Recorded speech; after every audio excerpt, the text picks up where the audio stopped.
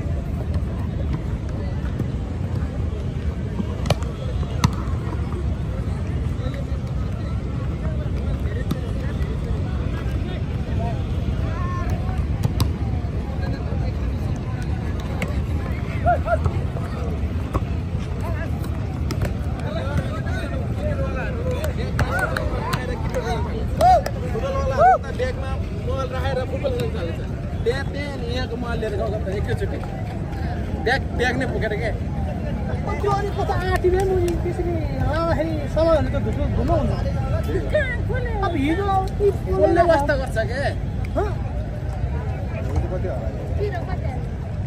होला मोबाइल पस्न हैन पस मोबाइल चस्मा इयरफोन तपाईले त कस्तो विश्वास गर्दिएको मेरो यहाँ घडी छ ए मेरो यहाँ मोबाइल छ मेरो पस्छ भनेर किन पुग्नु हुन्छ या त अनि अरूसँग नराखेको पावाला छ नि त छुट्टी राख्दै पैसा छ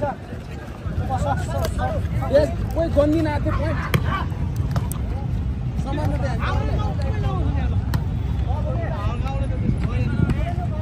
बाहिर मान्छे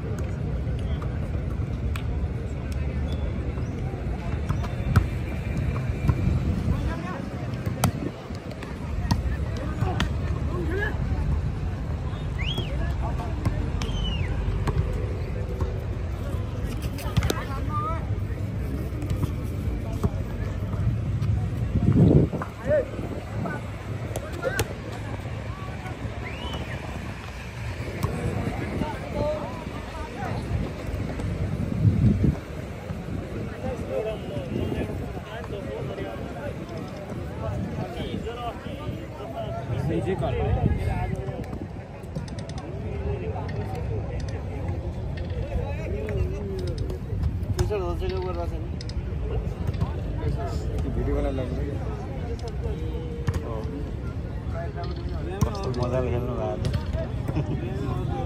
तिनकुनेको बेरोजगारीहरूको उपलब्धिहरू हालिदिनु क्याब माथि खोला त केटा हातीमा सबै टिकटक बनाएर हालिदिनु। सरकारले अलि कृषिमा बजेट धेरै छुट्याइदिएको छ त्यसलाई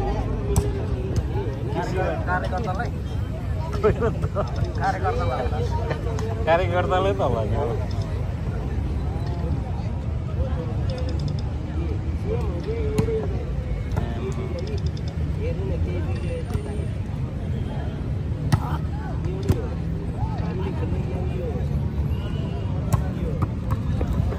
कतिको व्यापार हो सब्जी व्यापारै छैन कति हो यो खान्न सोधेको मात्र म यस्तोले बिसाउँछ मलाई यस्तोले बिसाउँछ क्या त्यही भएर खाँदिनँ अनि माइकिङ गर्ने डम्बर हुन्छ नि डम्बर हो त्यसरी बोलाइराख्नुपर्छ अनि पो आउँछ त आयो आइसक्रिम आयो आइसक्रिम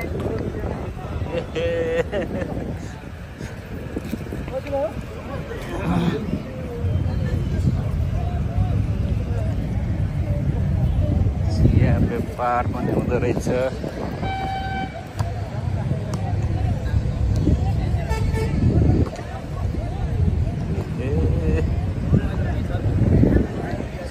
चिया चटपटे व्यापार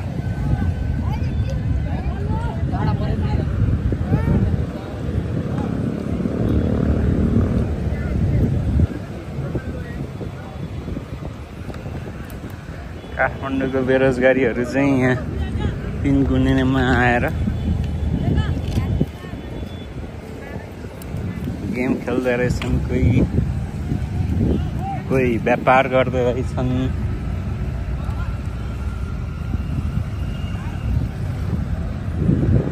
यस्तो छ है काठमाडौँको अवस्था आज आन्दोलन छ भन्दै थिए र अघि यहाँ तिनकुनेदेखि बस उता रत्नपाटतिर जान दिएको थिएन अहिले खुले जस्तो छ ए फर्काउँदै परेछ त ल फेरि अझै पनि जान चाहिँ दिएकै रहेछ हेर्नुहोस् म चाहिँ हिँडेको थिएँ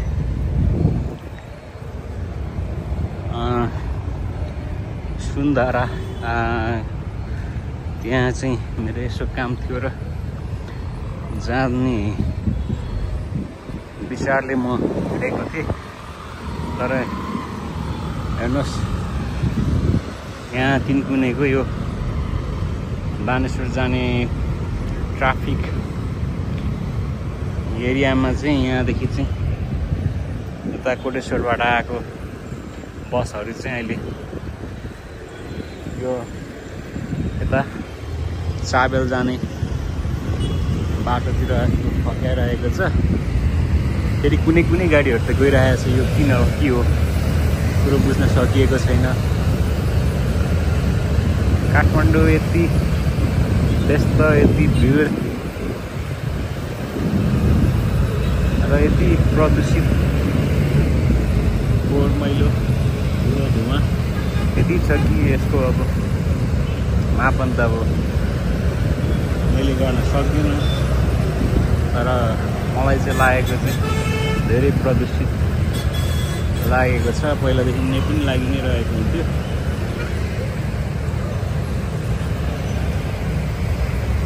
यहाँ एकछिन मात्र त्यो ट्राफिक स्टपमा रोक्दाखेरि गाडीहरूको यहाँदेखि चाहिँ लगभग त्यो संसद भवनको अगाडिसम्म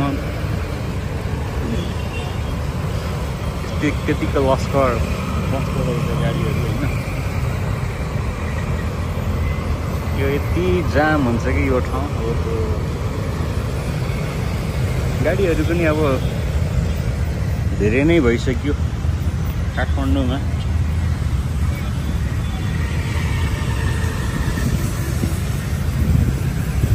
गाडी जति धेरै भएको छ त्यो अनुसारको बाटोको चौडाइ छैन, त्यो एउटा समस्या चाहिँ छ यहाँ।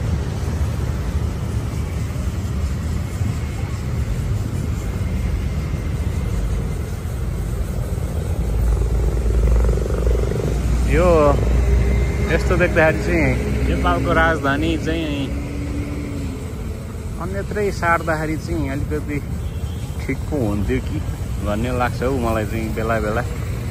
किनभने काठमाडौँ योभन्दा अझ विकसित नहोला कि, बरु अर्को ठाउँमा चाहिँ अलिकति व्यवस्थित तरिकाले आधुनिक मोडलको चाहिँ बस्ती बसाउन सकिन्छ र त्यो ठाउँको विकास पनि छिटो हुन्थ्यो।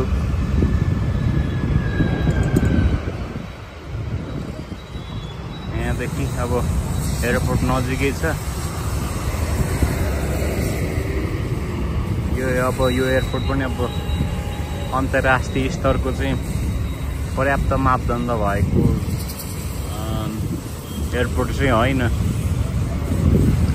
यो विदेशतिरको हो भने चाहिँ डोमेस्टिक लेभलको भन्न सकिन्छ यतिको एयरपोर्टलाई।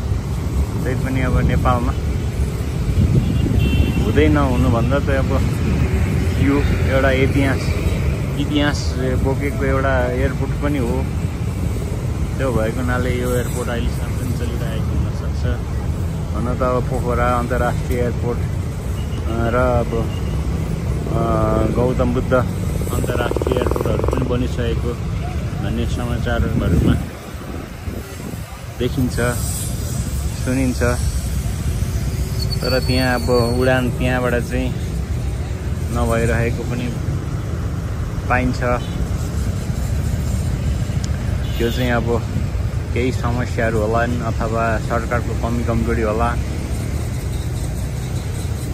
अब त्यसको विषयमा धेरै अब हामी तपाईँले सुनि नै राखेका छौँ। केही अब घुसकाण्डहरू पनि भएको भन्ने सुनिरहेकै हौँ समाचारहरूमा।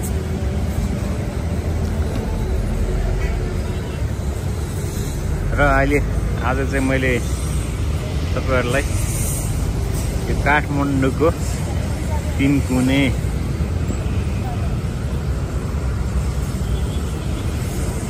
तिनकुनेको दैनिक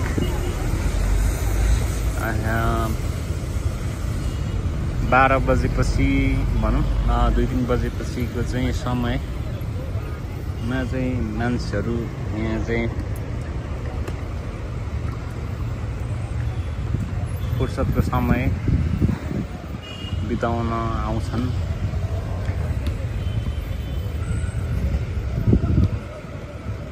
यो नेपालमा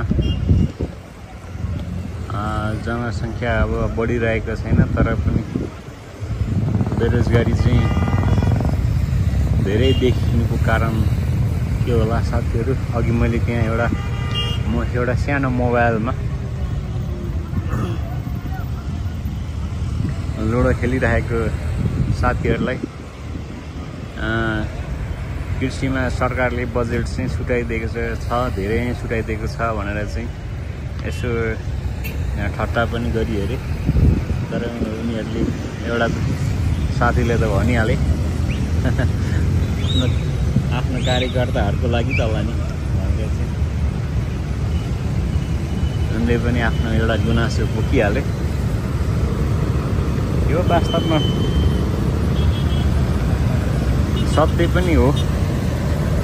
बजेट त अब ल्याउँछ होइन सरकारले, तर अब सबै आफ्नो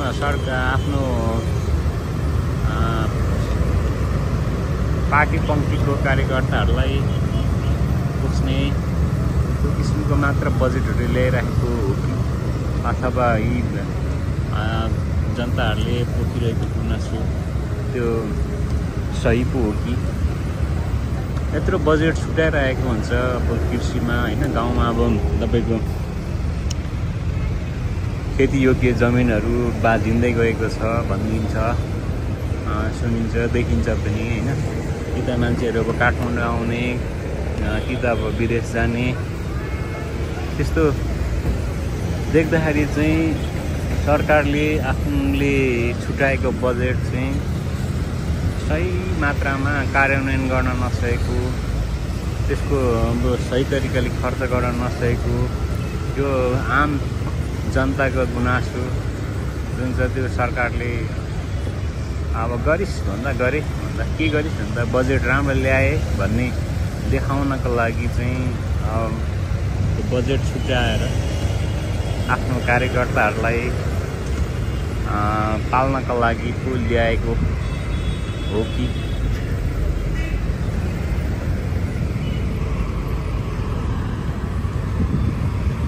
यहाँ अब धेरै कुराहरू छन् चाहिँ